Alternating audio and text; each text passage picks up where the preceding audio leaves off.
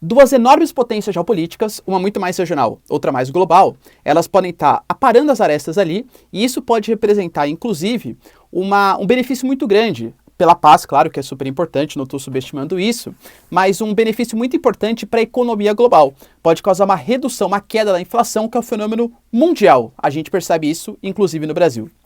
Quer entender o que eu estou falando? E por que esse acordo entre Estados Unidos e Irã, ele pode ser super importante?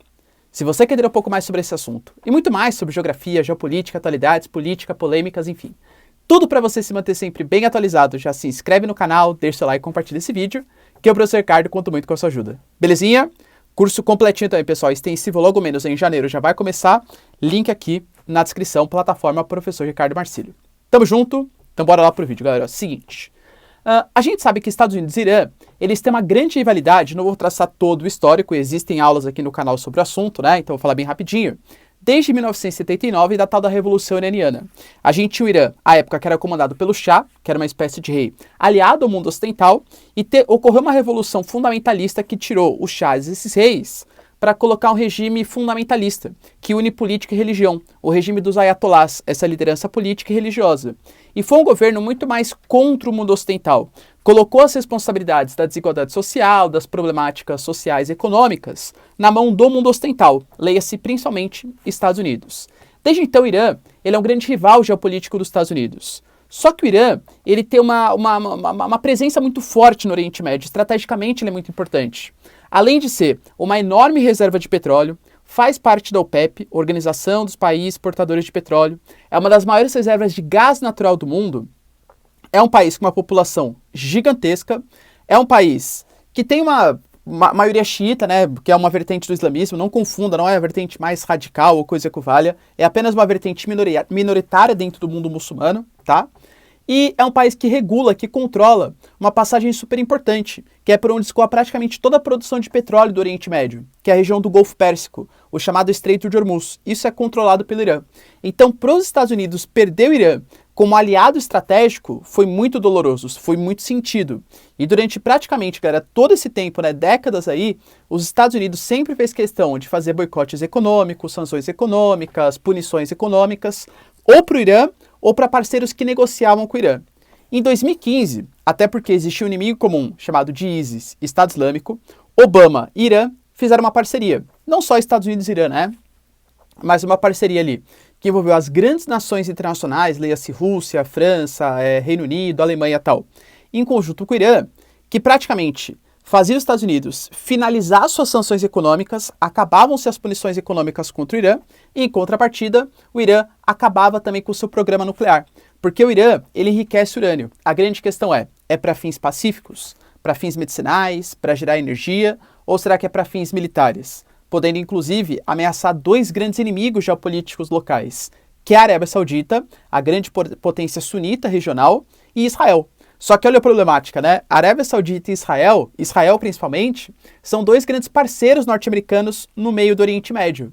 Então, para os Estados Unidos, além do Irã ser um grande inimigo, ele ainda representa uma ameaça bastante importante para dois grandes aliados, que é a Arábia Saudita e que é Israel, tá? Isso foi durante o governo Obama que era um democrata.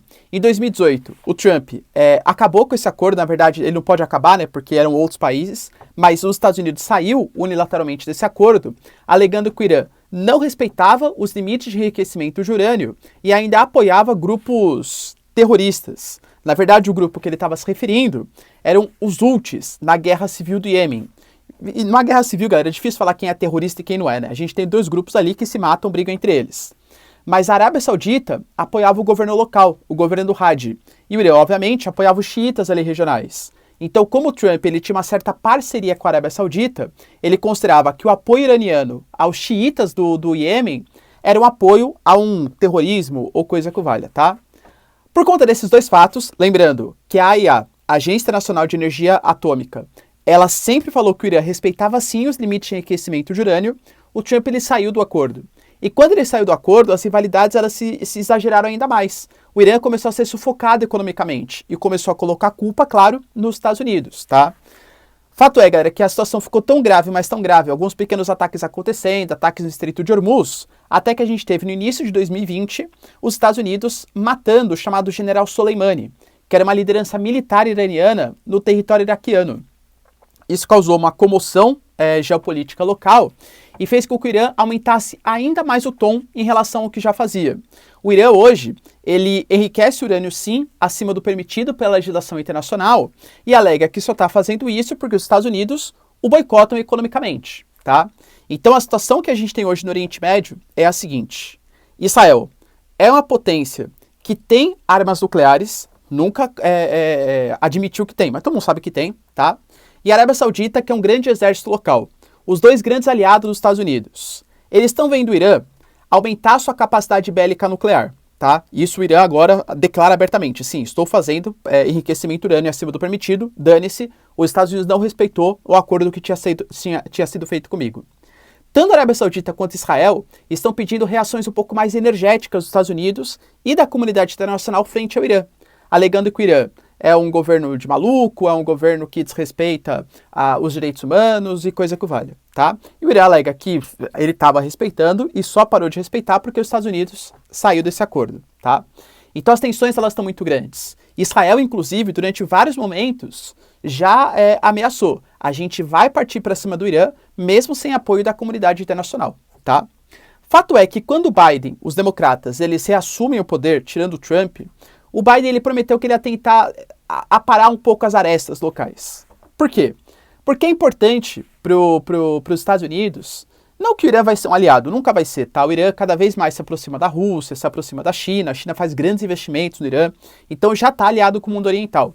Mas é importante que o Irã não seja uma potência bélica nuclear, que não ameace Israel, mais um país ameaçar Israel localmente, que não ameace a Arábia Saudita. Então, para isso, pelo menos trazer um pouco mais de paz seria importante para os Estados Unidos, tá? E o Biden começou a negociar essa paz. Só que o Irã, ele tem muito ressentimento ainda. Inclusive, alguns dizem que está só querendo ganhar tempo, né? Vamos analisar isso. Mas o Irã alega, por exemplo, que beleza, ele negocia com os Estados Unidos, inclusive a gente está na 9ª rodada de negociação agora, que está rolando em Viena, tá?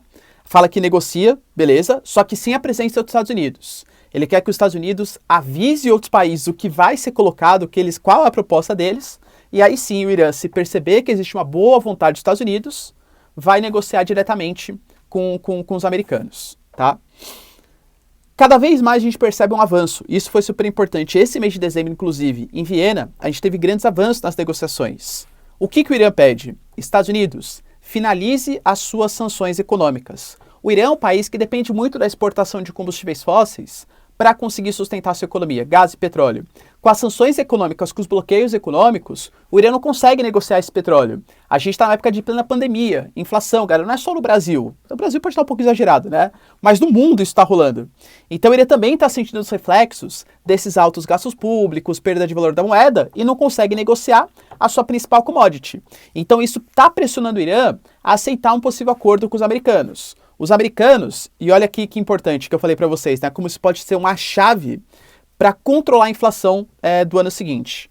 Um dos principais motivos que causou o aumento do preço dos produtos no mercado mundial foi a explosão do preço dos combustíveis fósseis. Veja o que está acontecendo na Rússia, com o gás natural, né, na Europa, o petróleo que está sendo comercializado nas máximas históricas, né, não, enfim, mas perto das máximas históricas. Então esse aumento do preço dos combustíveis fósseis, que é energia, e tudo é sustentado a partir de energia, tudo aumenta o preço da produção se a energia está cara, é um dos principais fatores que causa a inflação.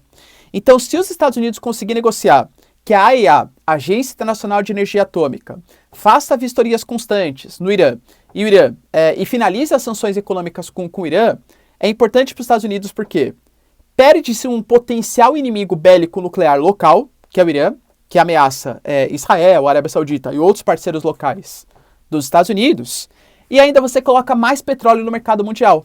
Lei da oferta e da procura. Se o Irã negocia com mais parceiros, ele aumenta as suas cotas de produção, naturalmente cai o preço do petróleo. Isso vai controlar a inflação, aumentar a produtividade, aumentar o consumo de energia, geração de empregos, impostos, etc. Então é importante do ponto de vista de paz, claro, para trazer uma estabilidade política regional, é importante e do ponto de vista econômico também, para tentar controlar a inflação. Qual que é o problema? Israel, principalmente, é muito desconfiado frente ao Irã. Alega que os Estados Unidos está sendo feito de besta, que o Biden, segundo Israel, né? E lembrando que a gente tem atualmente em Israel o Bennett, né, como primeiro-ministro, que é o cara que historicamente sempre foi muito mais aliado a uma direita mais radical israelense, pertenceu ao exército israelense inclusive, do que o Benjamin Netanyahu, o antigo primeiro-ministro. E ele já falou, inclusive, que antigamente, né, que ele era anti-palestino, que ele quer defender com mais força militarmente Israel, tudo tal. Então o Bennett, ele enxerga com uma relativa desconfiança, o presidente de Israel também, né, dando declarações duras, falando que, por exemplo, o Irã, ele não quer negociar diretamente com os Estados Unidos, não porque ele tem ressentimento dos americanos, mas sim porque os Estados Unidos, o Irã fazendo isso, ele perde tempo. Na verdade, ele ganha tempo, ele faz com que o mundo ocidental perca tempo. Enquanto o Irã cada vez mais aumenta a sua capacidade bélica nuclear e vai desenvolver possivelmente uma arma para proteger ou para atacar, né, sabe-se lá, fazer o quê, contra a Arábia Saudita e Israel.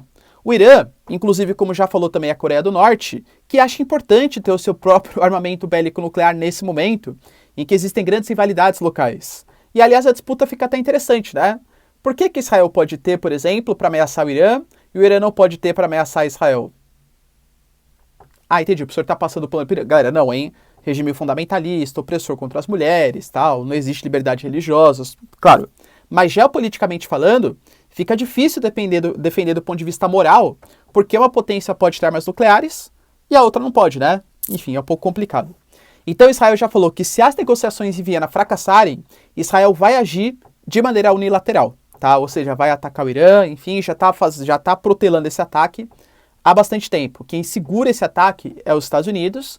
A mudança de presidente também no Irã, a mudança de presidente no Israel, de primeiro-ministro, perdão, Israel esse ano, e também do Biden, deram um reânimo aí, reanimaram um pouco as negociações para que não tivesse um ataque mais efusivo. Mas, de novo, as tensões ali no Estreito de Hormuz, alguns ataques locais, eles estão bastante significativos. E você, galera, acha que o mundo ocidental deve, de fato, fazer um acordo com o Irã para trazer a paz regional? O Irã realmente vai respeitar um acordo que vai ser feito, por exemplo, para não produzir arsenal nuclear? Lembrando que a AEA, que é uma agência, galera, legal do mundo ocidental, falava que o Irã, sim, respeitava o acordo de não enriquecimento acima do permitido para a produção de armas nucleares. Será que o Irã agora vai continuar respeitando se os Estados Unidos retirar suas sanções econômicas? O que tem que ser feito primeiro? Retirar as sanções econômicas ou o Irã deixar de produzir arsenal nuclear? Deixa aí nos comentários, galera, quero saber a sua opinião, tá? Desejo para vocês, não sei se vai fazer mais vídeos, né? Mas se não, um feliz ano novo, feliz 2022, tamo junto para muito mais vídeo, muito mais geopolítica no que vem, belezinha? Tamo junto, pessoal, beijos, abraços e tchau!